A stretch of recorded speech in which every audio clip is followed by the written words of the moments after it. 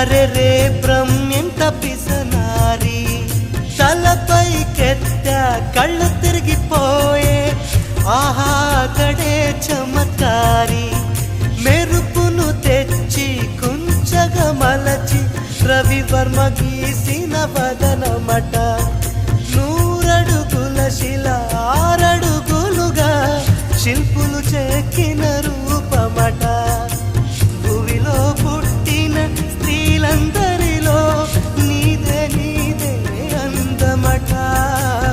అంతటి అందం అంతా ఒకటై